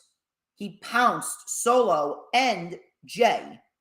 And then Sami went back into the ring. He got rolled up by Butch for the win. So the Brawling Brutes get the win, and they get a tag team title shot at Crown Jewel. After the match, Roman came out. This is where things started to get really good. So Roman was obviously pissed. Roman goes, "St. Louis, acknowledge me." So Roman said, I believe in coming in the ring and handling your business in the ring. And then if there's something else going on, then we handle it backstage. But if you two want to act like kids, well, we'll treat you like kids. I want you to let it all out because I want this problem fixed right now. So Zayn took the microphone. And he admitted that there's been a communication issue. There's been a communication breakdown. He says he likes Jey, but he can't seem to stand it. And I don't know what it is. But I don't want this to keep on going on, he says. I don't know what I did to you, but I'm sorry. I mean it. I just want things to be cool. I want to be chill. Can we bury the hatchet once and for all, said Sami. Sami then extended his hand to Jey. Jey then took the mic and he said, "You got about 2 seconds to get that thing out of my face." So he goes, "I don't like you. I don't like your hair. I don't like your face. I don't like you being around my family. You don't belong here. How are you going to be in the bloodline when you ain't even blood? No one here likes you, but I'm the only one that's real enough to say it to your face. You're a fake-ass oos," said Jey Uso. Zayn then said, Hold on. Why are you yelling at me? Why are you getting all mad? The tribal chief, he said he wanted peace. So Jey, immediately after this, in a fit of rage, goes, "Man, I don't give a damn what the tribal chief said." And as soon as he said that, Roman Reigns, he had his head down. He had his head down the whole segment. His head was down, and he was letting him talk. And as soon as Jey said that, you can visibly see Roman's head go up. He had this look on his face like he legitimately wanted to rip Jey Uso's head off of his shoulders. The crowd is going, ooh. So the crowd obviously know, okay, shit's about to go down now. So he stared at Jey, turned around, stared at Jey. Sammy then went, listen. Roman, he didn't mean that. He did not mean that. What he said was messed up, but he didn't mean it. He's been going through a lot lately.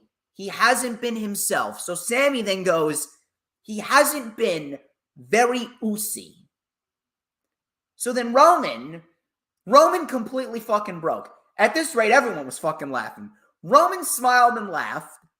Roman then, he's smiling and he goes, is that what this is about? So like Roman is like, is that it?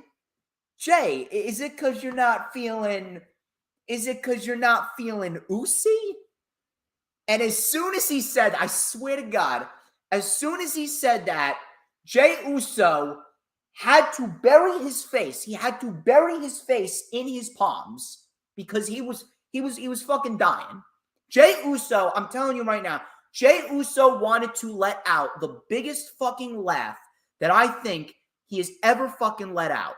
And you could see in the background, Jimmy Uso trying to hide his face because he's laughing. Sami Zayn smiling. Roman Reigns, he can't even get his fucking words out correctly. Jay's burying his face in his palms. Roman put his arm around Jey. Jey actually had to turn away. He couldn't even look at Roman because he was laughing so much. And Roman goes, no, stay right here. And Jey Uso, with his hands covering his fucking face, all of them clearly laughing. So Roman goes, if you can't find your inner Uzi, I'm going to do something that you're not going to like. Jay's still laughing. He goes, I'm going to take that honorary away, and I'm going to make him a full-blown Us.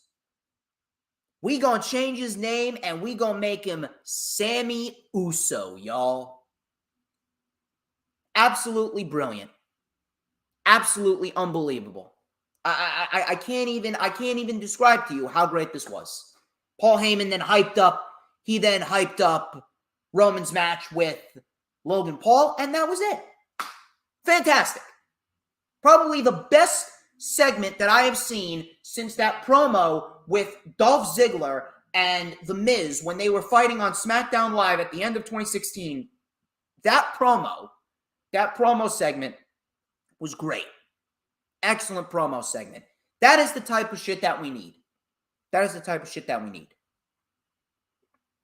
This was easily one of the best segments that WWE has produced in years.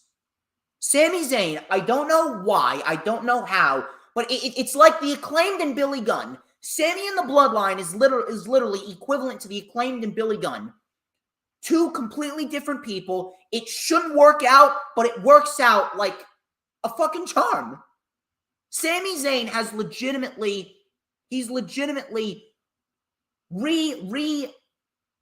rejuvenated the Bloodline single-handedly.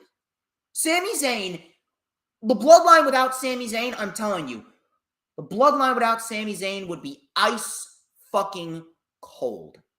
Ice cold. Sami Zayn is fantastic in this role. And Sami Zayn is the most over guy in the Bloodline right now. Absolutely unbelievable. I'm going to start using Uzi in my everyday life. That's what DJ Storm did. DJ Storms today. DJ Storms is feeling very Uzi. Here's what I want to know. I want to know to every single one of my followers, are you feeling Uzi? Because I'm feeling Uzi. If they get an Uzi t-shirt, I'm fucking buying it. I don't give a shit. I'm going to fucking buy that. I'm going to fucking buy that shit, no questions asked. You know it's fucking coming. You know an Uzi shirt is coming. So from there, we had tag team match, Maximum Male Models versus New Day. This was a very, very basic tag team match. Very basic tag team match. New Day ended up winning here. So They dropped Massey, and then it's still ridiculous to say these fucking names. Seriously. Still ridiculous to say these fucking names. So he dropped Massey, did Kofi. He then hit a pendulum kick and a splash to the back of Mansoor. And then he delivered Daybreak. Him and Woods delivered Daybreak to Maximum Male Models, and that was it. That was it. Maximum Male Models lose, as they should. Sonya Deville. Sonya Deville was then interviewed in the back by Kayla Braxton. She trashed Liv Morgan. Liv Morgan then came in and attacked her, and we get a no DQ match booked for next week, which should be pretty decent. Ronda Rousey came out for her women's title open challenge. Ronda actually cut a decent little promo. Ronda actually had fucking conviction in her voice. So she said the title is back where it belongs, and I just so happen to be in the mood for an open challenge. I don't expect you to be grateful because only the great can recognize greatness. So who's feeling lucky tonight? And it was Emma. It was Emma. Tenelle Dashwood, a.k.a. Emma. I am very pleased to see Emma back. Emma back in the WWE is a great thing because Emma has always been very good. Now, the match was not good. The match was not good. And it's not because of Emma. It's because of Ronda. I don't know what the fuck happened. I'm not sure how to even describe this shit, but Ronda Rousey, in her current state right now, I don't know what the fuck it is. But Ronda Rousey is legitimately one of the most sloppiest performers in the industry right now. Legitimately, one of the most sloppiest performers in the industry right now. It was terrible. I do not blame Emma at all. Emma did fine.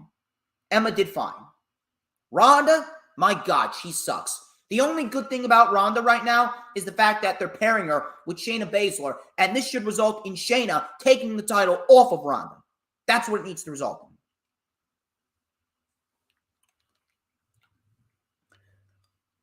So Ronda drove her knee into the barricade. Emma then with the tarantula. And then we had a big crossbody for 2. Ronda then kneed Emma in the head. Ronda then tied up Emma in a submission hold. Emma then mounted a comeback with a nice clothesline. Tilt-a-whirl Russian leg sweep for 2. Emma then with a wheelbarrow suplex. Emma then hit the Emma-mite sandwich in the corner. That got a 2. Ronda then raked the eyes behind the referee's back. Delivered Piper's Pit. And then an armbar, and Emma tapped out. Not a good match. Not a good match. And it is all on Ronda, not on Emma. But I am happy to see Emma back because Emma is great at what she does, and she's going to add a lot to the SmackDown Women's division. We got 2 new matches announced for Crown Jewel. We got the Usos and the Brawling Brutes for the Undisputed Tag Team Championships, and Bayley and Bianca in a last woman standing match for the Raw Women's Championship. Should be good. Should be very good. Legado del Fantasma. I love me some Legado del Fantasma. A little Santos Escobar. They took on Hit Row and a mystery partner. Now, I thought it was going to be Carmelo Hayes. I was wrong. I don't know what they're waiting on with Carmelo Hayes, but he needs to get called up to the main roster, and he needs to be put with Hit Row. That's going to take Hit Row to the next level. But their partner was Shinsuke Nakamura. Now, I can't shit on this match. I can't shit on this match for one specific reason. This is going to result, if it doesn't result in this, I don't know what the fuck they're doing. This should result in a Nakamura versus Santos Escobar match. That's the shit that we need. That's the shit I want to see. So the babyfaces were in control in the beginning. Legado del Fantasma then isolated Ashante via Adonis. Joaquin Wilde hit a nice splash on Adonis for a 2. Tagged to Nakamura. Nakamura lit up Wilde and Santos. He had a sliding German suplex on Santos. Top Dollar with a double slam to Wild and Cruz. Now, this was actually great. Top Dollar, he's not there yet, but he's slowly getting better. And you can see he's slowly getting more fluid in the ring. This was very impressive right here. Top Dollar did an Undertaker tribute. He climbed up the top rope, holding Santos Escobar's arm like the Undertaker, little old school, and he delivered an old school diving axe handle off of the top rope, which looked very good. And he landed on his feet just fine. Tagged to Nakamura, he hit the Kinshasa on Cruz del Toro, and he beat Legado del Fantasma. Fun little match, and that was pretty much it. Pretty much it. Top Dollar looked good, and it looks like we could be getting Shinsuke Nakamura and Santos Escobar. I'm all for it. I'm all for it.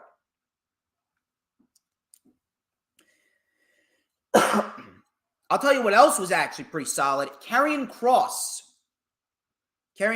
and Madcap Moss. Karrion Kross and Madcap Moss. These two actually put on a very solid match. These two worked very well together. And Madcap Moss, he's a believable guy. He's a big, believable guy to go up against Karrion Kross and actually look fairly good against him. Because he's a big, muscly guy. So, Moss and Kross. Unintentional rhyme right there. Eminem, eat your heart out. They actually did very well together. So, Kross unloaded with some right hands. Moss then knocked Kross out of the ring. Coming back from commercial, Kross with a Doomsday Saito, Northern Light suplex, and a clothesline for a 2. Kross then with some stiff elbows.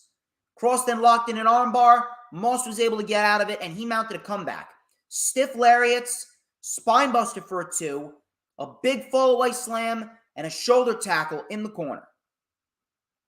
Now, Moss, he got distracted just because Scarlett was on the steps. Now, she didn't do anything. She didn't physically get involved in the match. She just stood on the steps, looking all, gorgeous and menacing at the same time. But Moss, he took his eye off the prize. Kross then delivered a boot to him, a Doomsday Saito, and then a cross hammer blow right to the back of the neck for the win. Kross wins a solid match against Moss. He then took the mic and he called Drew a coward. We've all seen your true face, and at Crown Jewel, history will repeat itself. Tick tock. And he locked Moss in the cross jacket, staring into the camera. And that was how that little segment and match went off the air. I'm looking forward to that steel cage match. I think the steel cage match is actually going to be better than the strap match. The strap match, that match ended way too quickly. I don't know what it was. That match just ended way too quickly. Now, I'm not sure how this match is going to end. We'll have to wait and see. But I'm definitely looking forward to it. The main segment was Bray Wyatt. Bray Wyatt came out to address his inner demons. He said that I could really get used to that. He's like, can you feel that? He's just absorbing the cheers that are coming from the crowd. I love it. He says, it makes me feel like doing something wild. There is no mask that I'm hiding behind. It's just me and you. This is Bray Wyatt, the real man. I am proud to be here today, and I will do some spectacular things. I've been completely out of control, and I don't know what my emotions are doing, but they send me to a very, very dark place, and I don't feel anything when I do it. I've had to do some really horrible things, and I'm not afraid to do horrible things. All of a sudden, the lights went out. The lights went out. And on the screen, the masked man unveils himself, and it's this horrid, old man looking decrepit monster. It's like Ghost Rider, you know, Blackheart from Ghost Rider? Blackheart, he has an ability where if he just touches you, he can touch you and you just rot and shrivel up and you have this black skin. Just rot and shrivel up and your soul just leaves your body and you have black skin and your eyes are like two black holes. That's pretty much what it looked like. It looked like a horrid, old, decrepit monster creature, and his name was Uncle Howdy. His name was Uncle Howdy. Really, really good stuff here. I don't know where it's going, but this is some really, really intriguing material. Uncle Howdy. I don't know who the fuck Uncle Howdy is, but I'm looking forward to seeing what's next. It's going to be good. Really, outside of the main event and the opening segment, really not too much to SmackDown. Hope you guys have had a good time up to this point. We got one more show, and then we're going to get on out of here. We can relax and enjoy ourselves a nice weekend. Rampage. Pretty decent show for Rampage. We got some decent wrestling, and we got a great backstage segment with Swerve and Billy Gunn. So the Jericho Appreciation Society, they were originally set to fight 2.0. That did not happen because Wheeler Yuta was booked on the same day as a New Japan Pro Wrestling show. So instead, we got Daddy Magic, Matt Menard. Let me tell you something. You know what makes Daddy Magic's nipples hard? DJ Storms. That's what. Daddy Magic watches DJ Storms on a weekly basis, and he gets his nipples very hard by watching DJ Storms. DJ Storms makes anybody's nipples hard. Trust me. Anyway. So, this was a decent little match right here. Matt Menard is actually very good. John Moxley is always great to see John Moxley. So, Moxley went right on the attack of Daddy Magic. Moxley got punched down by Parker before Magic took over. Matt Menard then powerbombed John Moxley, then locked him in the walls of Jericho. Moxley got out of it, hit a cutter and a King Kong lariat. Moxley then hit a superplex on Menard for a 2. Ankle lock by Moxley. Regal knee for a 2. We had Angelo Parker coming in. He caught a cutter. Menard rolled up Moxley for a 2. Moxley then pushed Menard out of it looked like Menard was going for the Blackpool Combat Club stomps that Moxley usually does. Moxley pushed him out of it with his feet, locked in a rear naked choke. Menard tapped out, and that was it. Afterwards, the firm's Stokely Hathaway and Lee Moriarty came out, and he says he knows Moxley is pissed. Then he pitched a match with him and Lee Moriarty. Moxley then accepted, and he said that Lee Moriarty will never be the same.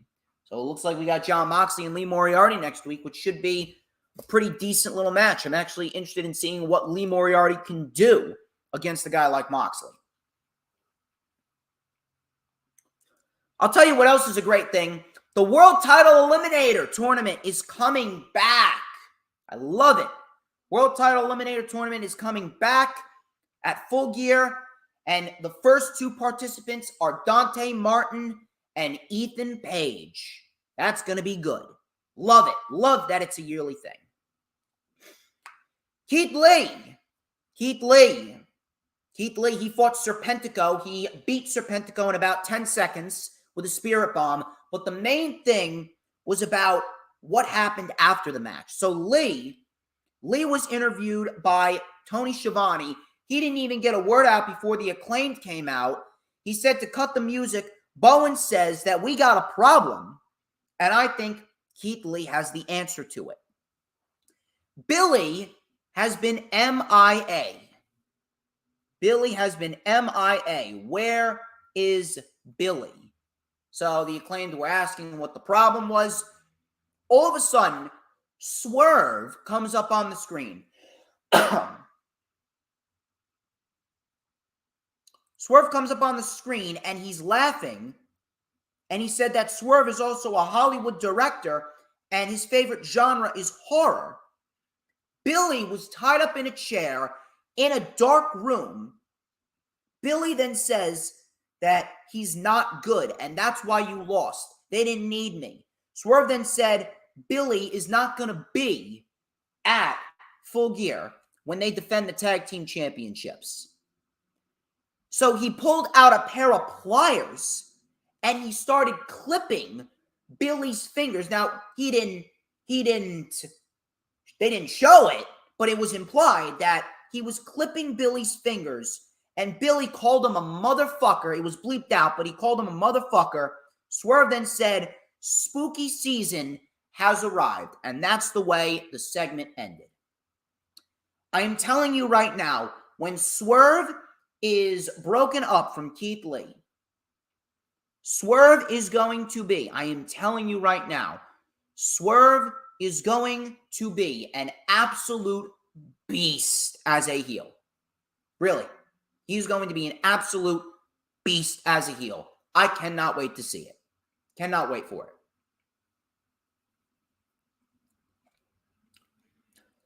Ty Mello, she took on Madison Rayne.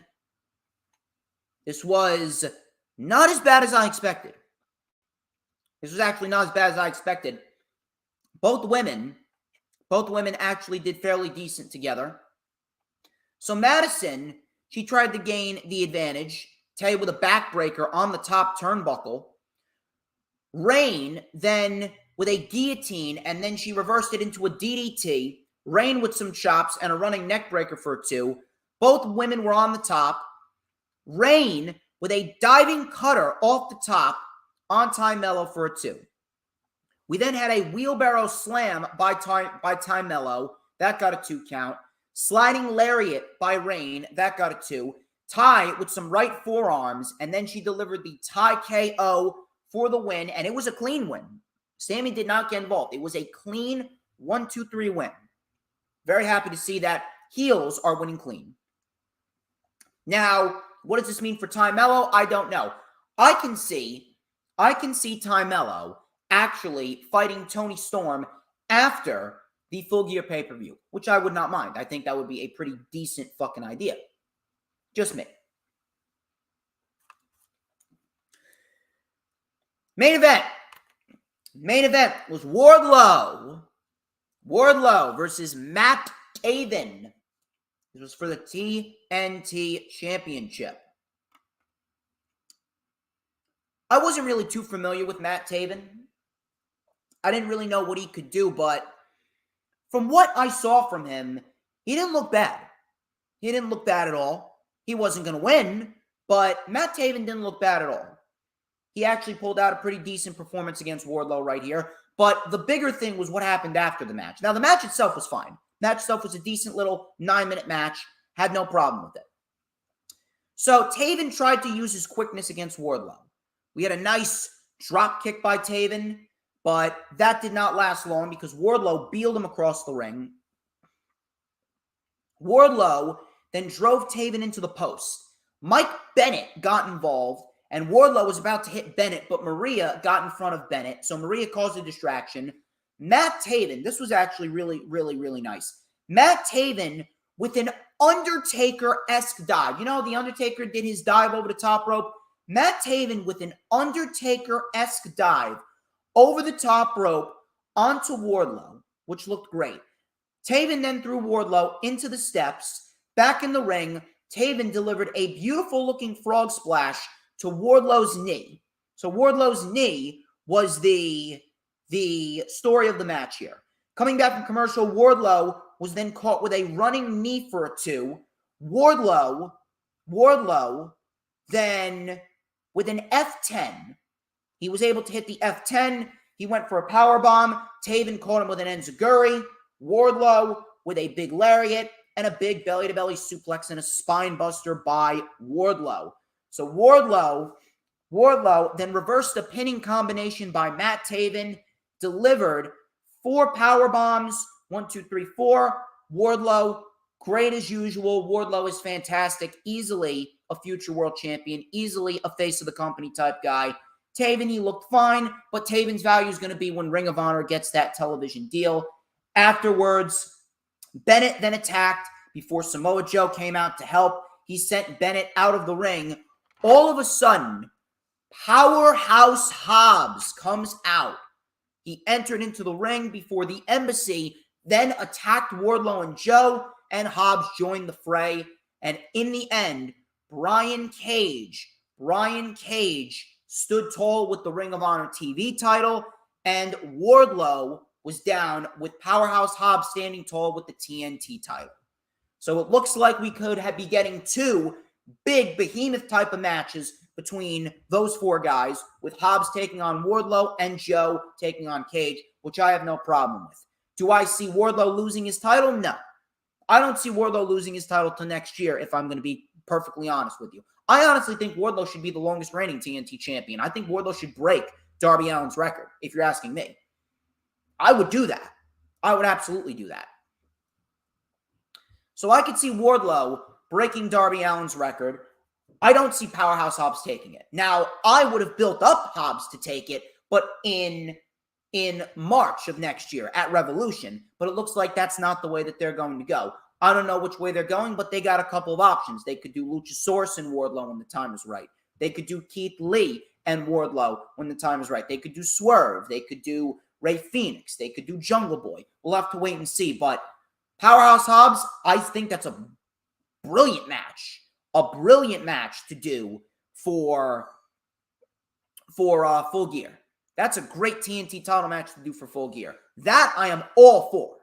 I have no issue with that at all. That should be the match for Full Gear.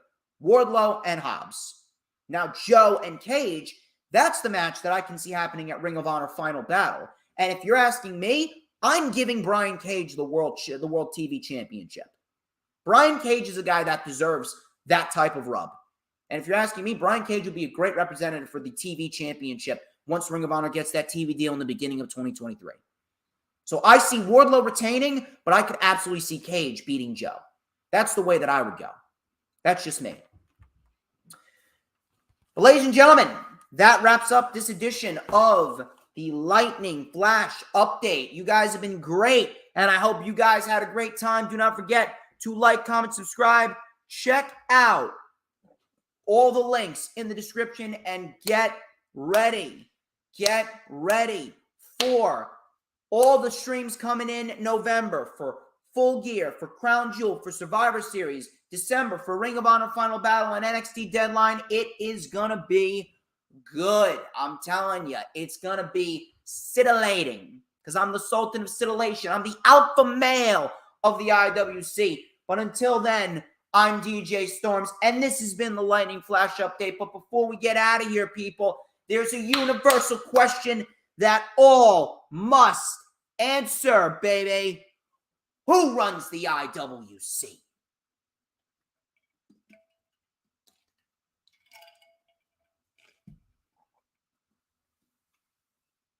I'll tell ya who runs the IWC. Who? But DJ motherfucking Storms. And don't you forget.